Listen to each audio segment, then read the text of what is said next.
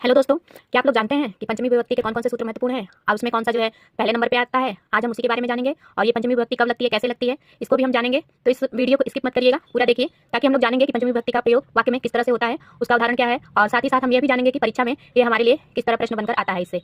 तो चलिए हम लोग जानते हैं पंचमी विभक्ति का प्रथम महत्वपूर्ण सूत्र। इससे पहले आप लोगों का मेरे चैनल में स्वागत है और चैनल को लाइक करिए, सब्सक्राइब करिए, जिससे मैं ऐसी वीडियो को और भी लाऊं और आप लोगों के लिए जो है मेरा जो प्रयास है संस्कृत को सरल से सरल बनाने का, वो मैं जारी रखूं।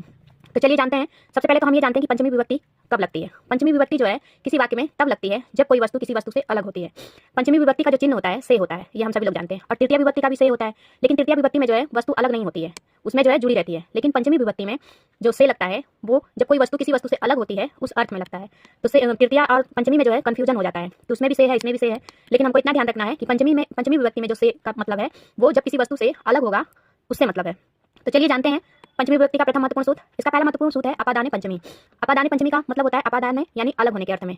जब किसी वाक्य में पंचमी विभक्ति जो है तब लगती है जब कोई वस्तु किसी वस्तु से अलग होती है। तो जिस वस्तु से कोई वस्तु अलग होती है उसमें पंचमी विभक्ति लगती है। तो इसको उदाहरण से समझते हैं। हमारा पहला उदाहरण है मोहन विद्यालयात् आगच्छति। तो मोहन जो है विद्यालय से आता है। कहाँ से आता है? विद्यालय से। पंचमी विभक्ति में हमें ये भी ध्यान रखना है कि कोई इसमें दो वस्तु, एक वस्तु जो है स्थिर रहेगी और एक वस्तु जो है चलायमान होगी। जैसे यहाँ विद्यालय क्या है? स्थिर है, एक ही जगह है, विद्यालय का जगह नहीं बदल रहा है।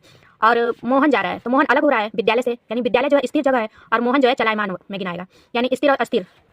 तो अस्थिर जो है हमारा विद्यालय हो गया, नहीं सॉरी, अस्थिर जो है हमारा मोहन हो जाएगा और स्थिर जो है विद्यालय हो जाएगा।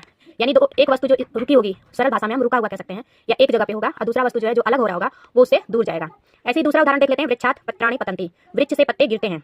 तो वृक्ष से, वृक्ष जो एक जगह है ना, वृक्ष तो इधर उधर चलेगा नहीं, एक ही जगह रहेगा चाहे वो जहाँ भी रहेगा। लेकिन उसका जो पत्ता है गिर रहा है पेड़ से तो अलग हो रहा है ना, तो यानी यहाँ पे एक पत्ता तो गिरेगा नहीं एक पेड़ से, इसीलिए यहाँ पे पत्राणी हो गया, यानी बहुत सारे पत्ते हैं।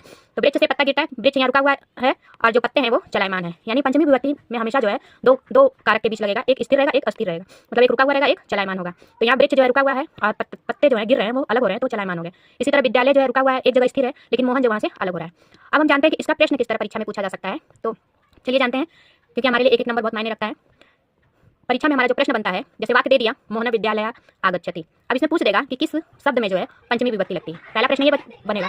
दूसरा प्रश्न हमारा इस प्रकार बन सकता है कि मोहन विद्यालयात् का जो है पंचमी विभक्ति भी दे देगा, इसका चतुर्थी विभक्ति बना के भी दे देगा और षष्ठी द्वितीय कुछ भी दे देगा। मतलब विद्यालय का द्वितीय विभक्ति का रूप, चाहे तृतीय विभक्ति का रूप, चाहे चतुर्थी विभक्ति का कोई सा भी रूप दे देगा, साथ ही साथ पंचमी का भी देगा। तीन मतलब शब्द देगा विद्यालय से संबंधित। अब पूछ देगा कि इसमें सही शब्द जो है कौन सा लगेगा। तो दूसरा प्रश्न तो इस तरह बनता है।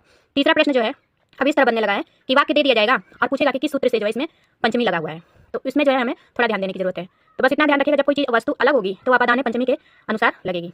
तो इस सूत्र ये हमारा आज क्या क्या जाना है कि अपादाने पंचमी, और पंचमी विभक्ति कब लगती है? अलग होने के अर्थ में। इसका चिन्ह क्या होता है? से होता है।